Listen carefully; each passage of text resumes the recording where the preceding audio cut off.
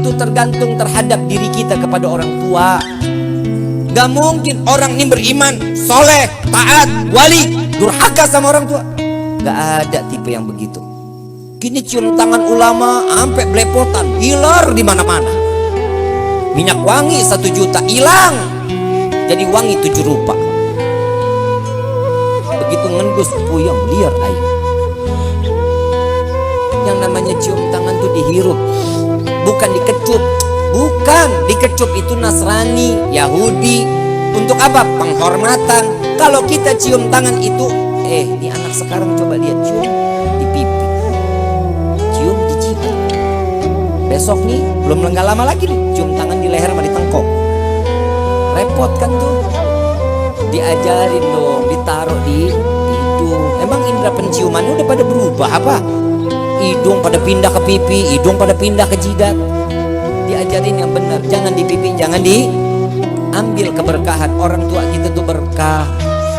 Cium tangan ulama sampai bulak balik, Masya Allah, luar biasa. Cinta banget sama ulama. Cium tangan orang tua nggak ada sama sekali. Percuma, nggak bakal berkah. Keberkahan ulama ada, kiai ada, tapi orang tua jauh lebih berkah daripada ulama-ulama tersebut. Ya hati-hati loh.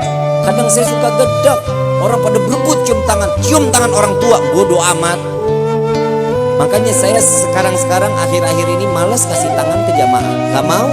Kenapa? Saya takut kalau dia nggak cium tangan sama orang tua, saya yang dosa. Dia cium tangan ke saya, tapi dia nggak cium tangan sama orang tuanya. Naudzubillah, men. Ini hati-hati, jangan bangga sama yang begitu. Coba lihat keramat orang, keramat wali, keramat ulama, ziarah kemana aja, sampai ke Gresik, sampai ke makam keramat. Sekalipun itu makam keramat, tatkala kita datang ziarah dan kita minta doa sama itu wali, dia bangun, dia angkat tangan, bangun dari pusarannya, angkat tangan doa buat kita. Percuma, nggak bakal dikabulin. Makam orang tua kita di samping rumah nggak pernah kita ziarah, percuma. Ini ayo mikir, kita mikir. Orang tua walaupun sudah tiada, itu yang diharapin. Doa dari seorang anak. Apa kata Nabi SAW? Anak termasuk golongan yang durhaka jika dia membaca doa untuk orang tuanya hanya 5 kali sehari selesai sholat. Itu tergolong anak yang durhaka. Ibu bapak yang dirahmati oleh Allah, coba kita pikir baik-baik. Orang tua itu buat kita tuh korban luar biasa. Bapak dari pagi sampai malam, panas kepanasan, hujan kehujanan, nyari rezeki. Buat siapa? Buat anak, buat istri.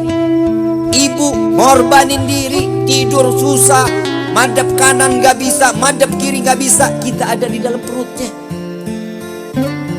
Coba kebayang, kita udah ngerepotin orang tua tuh dari mulai di dalam kandungan. Ayo kita pikir, orang tua kita masih ada, sujud di kakinya, cium kakinya, cium tangannya, minta keridhaan. Al-Habib Ali bin Muhammad bin Husin Al-Habsyi Sumtul Durar, beliau wali min awliyaillah. Orang tuanya di depan para wali, ibunya keluar dari kamarnya. Ibunya gak pernah keluar dari kamar selama 60 tahun khalwat. Khalwatnya seorang ibu waliyah, ibu dari Habib Ali, khalwat 60 tahun di dalam kamar. Begitu ketemu ada wali min awliyaillah ada di dalam rumahnya, beliau keluar dari khalwatnya mensaksikan kepada wali min awliya, para alim ulama. Mereka dia mengatakan, wahai para tetamunya Allah, ketahuilah, saksikanlah aku ridha dengan apa yang telah aku berikan kepada Ali anakku. Lihat, kalau orang sudah mendapatkan keridhaan orang tua, jadi wali, berkah hidupnya, tenang, jabatannya semua akan diberikan oleh Allah, dunia maupun akhirat. Ini bedanya kita sama wali-wali kita terdahulu. Orang-orang soleh terdahulu, orang tua di nomor 1000-in, teman di nomor 1-in. Bapak dijauhin, ibu dijauhin.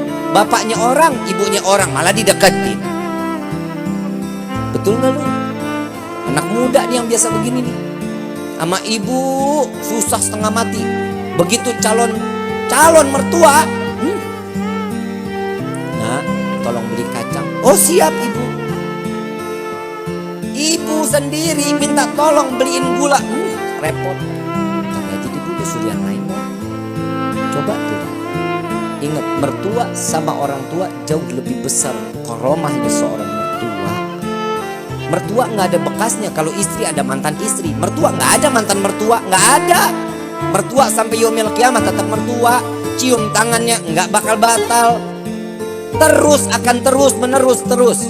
Nggak akan pernah batal. Nggak akan pernah jadi, oh ini mantan mertua, oh kita batal wudhu. Enggak, tetap wudhu nggak akan batal. Coba kita lihat ini sekarang kehidupan, ya Allah. Zaman sekarang anak-anak muda katanya zaman milenial. Semuanya saking milenialnya handphone aja kerjaannya. Coba kita lihat, generasi kita akan dikerus. Ini khususnya anak-anak muda, hati-hati. Dikerusnya generasinya kita nih milenial, dikatakan kita generasi milenial. Jangan hidup terpaku dengan gadget, jangan terpaku dengan handphone. Handphone itu membawa satu kemaslahatan, iya, baik untuk kehidupan, iya, tergantung bagaimana kita ngebawanya. Tapi kalau sudah kehidupannya cuma hanya handphone, coba sekarang kita udah berhasil diracunin Yahudi sama Nasrani. Bangun tidur, yang dicari apa? Mau tidur apa? Lagi makan, lagi mandi, lagi keblok lu. Semua handphone. Al-Qur'annya kapan? Lebih sering baca Quran apa sering baca WhatsApp? Itu bedanya sekarang generasi. Siapin dong waktu cuma satu lembar. Siapin dong waktu cuma satu ain. Gak bisa juga satu ayat lah. Baca per satu ayat. Yasin, Sadaqallahul Azim. Gak apa-apa. Yang penting niat untuk memakmurkan lisan kita membaca Al-Qur'an. Masa gak ada waktu hanya semenit? Ini kenapa Nabi diselenggarain maulidnya? Karena Nabi ini istimewa. Kita gembira atas kelahiran Nabi karena Nabi punya karamah, Nabi punya mukjizat Al-Quran. Lihat, kalau sudah satu ya, ingat nih, Nabi SAW saat Isra wal Mi'raj. Ini kita acara sampai jam berapa ini? Hah? Kuat lo sampai pagi? Mau? Ih, gue mau enggak. Copot lo lidah gue lu. Lihat Nabi. Nih sekarang saya mau tanya. Tahu kulit sapi? Kulit sapi bisa dibikin sandal, betul? Bisa dibikin dompet, betul? Tempatnya hina gak? Hina gak tempatnya? Hina lah, didudukin. Bener, dompet didudukin, betul? Adanya sejajar sama pantat, betul? Sandal adanya di bawah.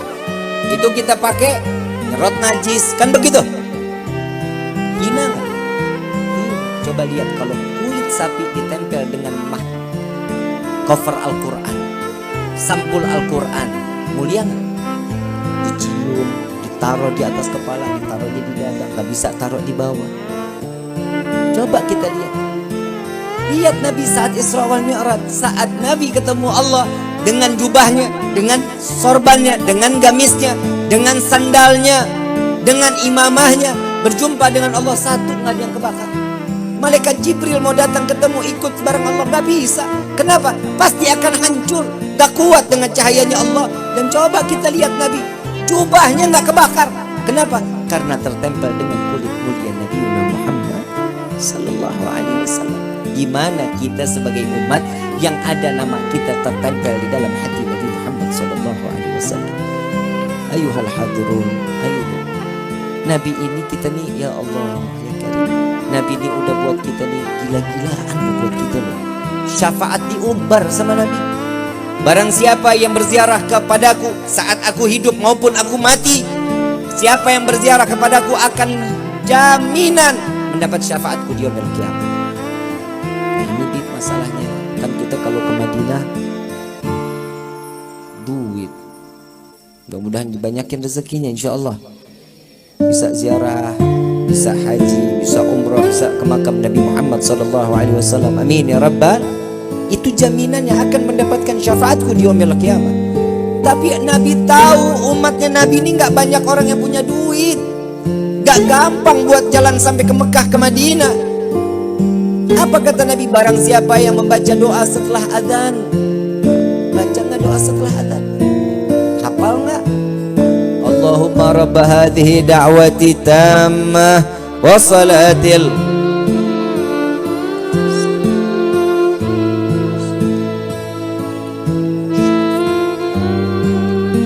وابعثه مقاما محمودا الذي وعدته إنك لا تخلف. Apa kata Nabi? Barang siapa yang membaca doa setelah azan ini wajib mendapatkan syafaatku di yaumil qiyamah. Amin ya rabbal. Diobral syafaatnya. Coba kita, masa sekali sehari itu 5 kali azan, tiap hari nggak tuh kita baca doanya? Lupa kita, kenapa ditutup kuping kita sama syaitan? Keasikan dengan dengerin musik. Musik bukan berarti saya tidak membolehkan. Silahkan, suka-suka kalau musik mah. Tapi saatnya azan, matiin dong. Di pause aja, jangan stop, matiin. Dengerin azan, takzim kepada azan. Ini adalah panggilan Allah. Lihat para sahabat Nabi Muhammad SAW. Tatkala mendengar azan, dia lagi berpacul sekalipun lagi macul. Begitu dengar azan, saat dia sedang mengayun paculnya, Allahu Akbar, Allahu Akbar. Ini pacul dilemparnya ke bawah, ke belakang bukan ke depan. Kenapa? Saat dia naruh, dunia ada di belakangnya, masuk ke depannya dengan akhiratnya. Allah, ini yang sudah pasti. Hidup kita betul, kita butuh kerjaan, iya, kita butuh uang, iya. Tapi jangan sekali-kali uang ada di dalam hati kita, dunia yang ada di dalam hati kita, yang Allahnya malah jauh. Semakin Allah jauh sama kita, kita makin diroyalkan masalah dunia. Tuh hati-hati. Dunia nih, Beb, saya emang gak perlu sholat, ibadah, ngaji, taklim, gak usah. Rezeki saya mah alhamdulillah loba. Jangan pakai alhamdulillah. Kenapa? Disitulah letak tanda-tanda Allah cabut keimanan kita. Disibukkan urusan dunia, dunia, dunia, dan dunia, sampai kita lupa kepada Allah. Dan saat kita mati, iman dicabut, mati dalam keadaan dihinakan oleh Allah.